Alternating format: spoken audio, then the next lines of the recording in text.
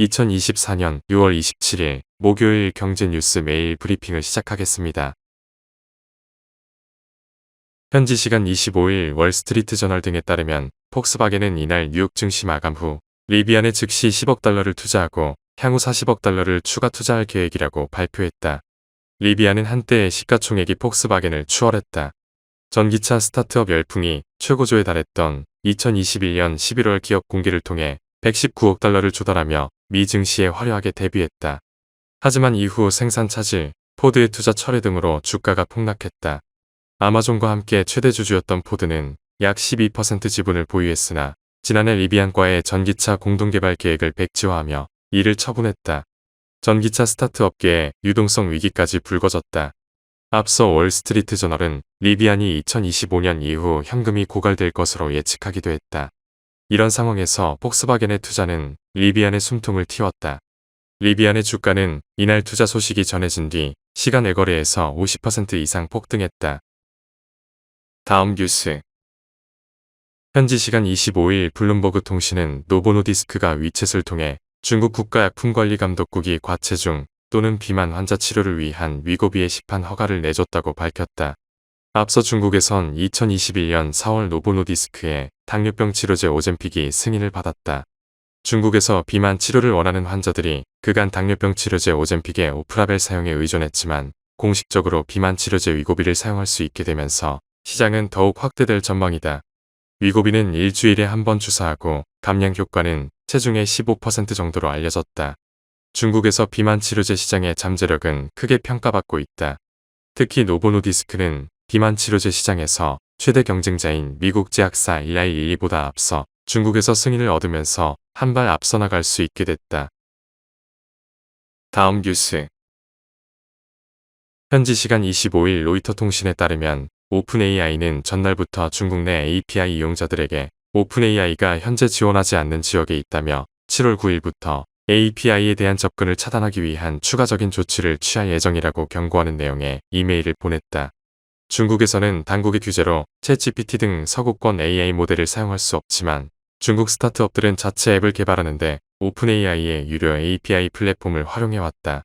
이번 API 제한 조치로 오픈AI의 LLM을 활용해 서비스를 개발하고 있던 중국 기업들이 타격을 입을 전망이다. 중국 AI 기업들은 곤경에 처한 개발자들에게 LLM을 제공하겠다며 발벗고 나섰다. 중국 최대 검색 엔진이자 AI 개발 선두주자인 바이두는 개발자들이 자사 플랫폼 어니로 옮겨올 수 있도록 무료 지원하겠다고 밝혔다.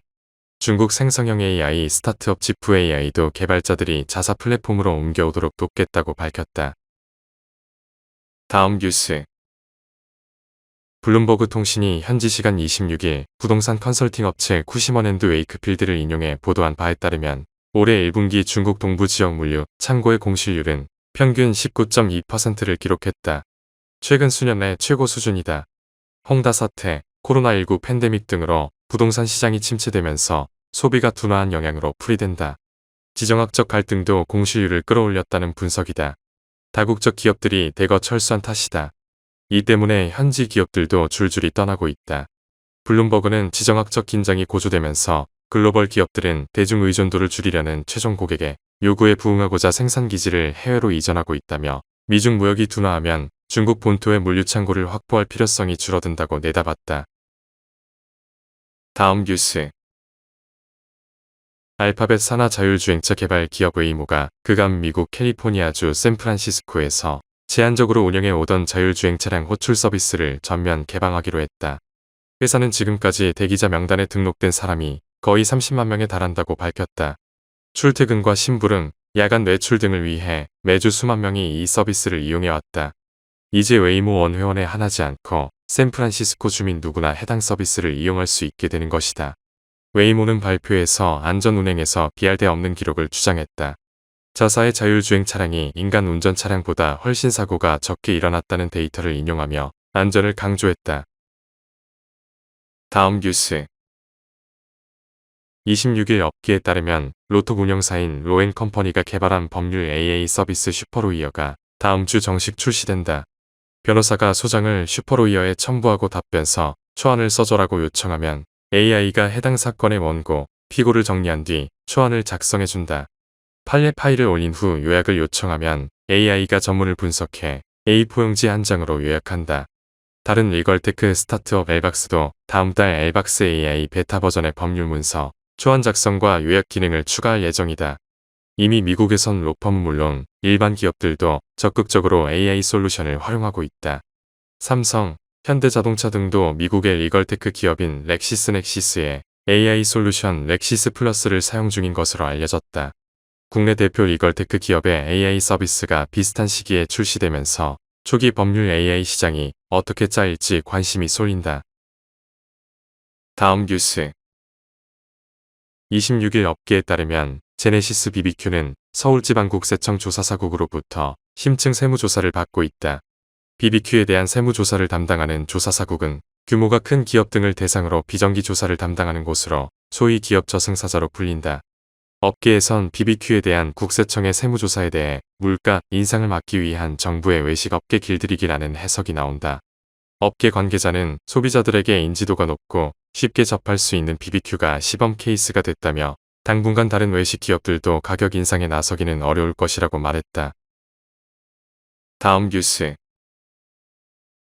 약국에서 판매하는 염색약과 동일한 제품을 약국보다 싼 가격에 다이소에 공급해 논란이 됐던 동성제약 측이 이를 시정하겠다는 내용을 담은 공문을 대한약사회에 전달했다. 대한약사회는 24일 동성제약 측이 세븐에이트 다이소 유통 관련 사태와 관련 사과와 함께 후속 조치 관련 내용을 담은 공문을 발송해 왔다고 밝혔다. 동성제약은 지난해 초 다이소를 통해 자사의 염색약인 세븐에이트 제품의 유통을 시작했다. 동일 용량의 제품이 약국에서는 8,000원, 다이소에는 5,000원에 판매되는 등 가격 차이가 컸던 것으로 전해진다. 약사들 사이에서는 세븐에이트의 반품을 진행하고 동성제약을 상대로 불매운동을 벌이겠다는 주장까지 나왔다. 대한약사회는 다이소를 통해 유통된 제품이 약국과의 외형적 차이가 없어 구별하기 어렵다는 문제 제기가 약사회원은 물론 소비자들로부터 있었다며 동성제약과 협의를 진행해 약국 이외의 유통제품에 대한 차별화를 통해 오해가 없도록 조치하겠다는 답변을 받았다고 전했다. 다음 뉴스. 하나은행이 고시한 6월 26일 오후 11시 49분 원달러 환율은 1392.50원입니다. 시청해주셔서 감사합니다. 더 좋은 영상을 위해 구독, 좋아요 부탁드립니다.